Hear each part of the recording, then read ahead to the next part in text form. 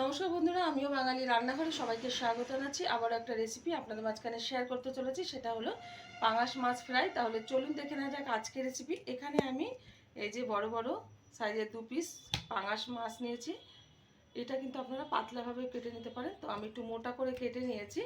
আর এটা কিন্তু ভালো করে ধুয়ে পরিষ্কার করে নিয়েছি। এখন প্রথমে আমি এই মাছটাকে একটু জলে ভিজিয়ে নেব। তার জন্য একটা বাটিতে নিয়ে নিয়েছি কিছুটা জল, দিয়ে দিচ্ছি এখানে 1 চামচ মতো লবণ, দিয়ে দিচ্ছি এখানে একটু ভিনিগার, আপনারা এখানে লেবুর রসও ব্যবহার করতে পারেন।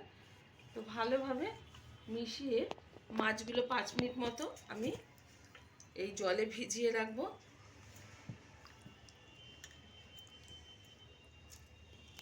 5 মিনিট বাদে মাছগুলো একটু জল ঝরিয়ে প্লেটে তুলে নিচ্ছি,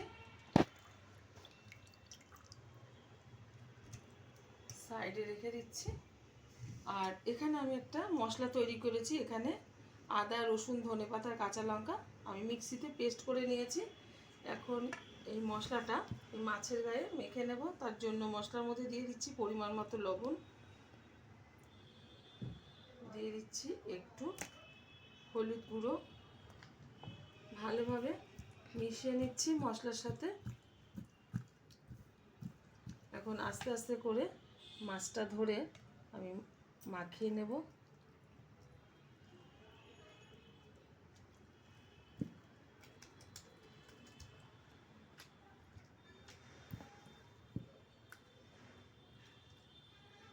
পুরো মাছটার গায়ে কিন্তু মশলাটা ভালোভাবে মেখে নিলাম। এবার আমি সাইডে রেখে একটা ব্যাটার তৈরি করে নেব।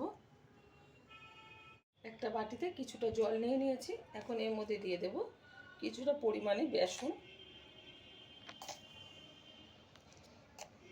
3.5 চামচ মতো বেসন ব্যবহার করলাম। সাথে দিয়ে দিচ্ছি পরিমাণ মতো লবণ। ভালোভাবে এটা গুলে নেব। ভালোভাবে কিন্তু বেসনটা ফেটিয়ে নিয়েছি। এখন মাছগুলো একটা করে বেসনের মধ্যে চুবিয়ে নেব মশলা সমেত।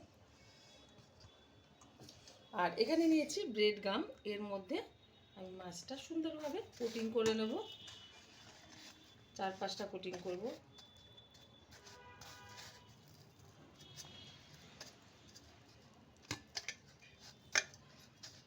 হয়ে গেছে একটা।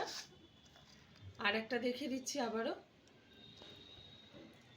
নিয়ে নিচ্ছি ব্যাটারে বেসনে।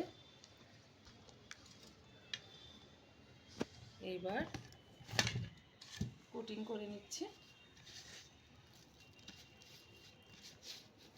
4-5টা কিন্তু লাগাতে হবে।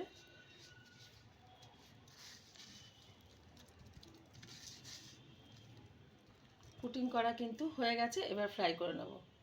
পাঙাশ মাছটা ফ্রাই করার জন্য ওভেনে কড়াই বসিয়ে তাতে দিয়ে দিয়েছি বেশ কিছুটা সাদা তেল। তেলটা গরম হয়ে গেছে। এখন আস্তে আস্তে করে পাঙাশ মাছগুলো কিন্তু ছেড়ে ফ্রাই করে নেব। আমার এই রেসিপি যদি আপনাদের ভালো লেগে থাকে, আপনারা অবশ্যই আমার চ্যানেলটিকে সাবস্ক্রাইব করবেন, লাইক করবেন, শেয়ার করবেন।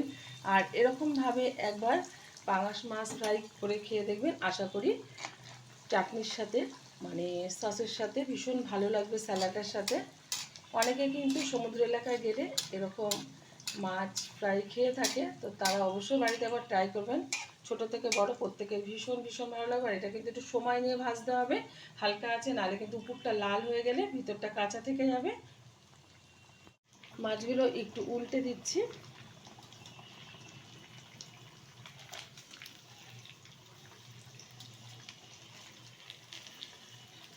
এই মাছটা যখন আপনারা ফ্রাই করবেন একটু দূরে থাকার চেষ্টা করবেন, নাহলে কিন্তু এই মাছগুলো মানে তেলে পড়লে ফাটার সম্ভাবনা থাকে।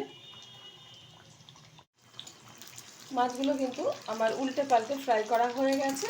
আর তুলে নেব একটা পাত্রে। আর এটা এখন স্যালাডের সাথে সার্ভ করব। দেখা হবে পরের ভিডিওতে নতুন কোনো রেসিপি নিয়ে। ধন্যবাদ।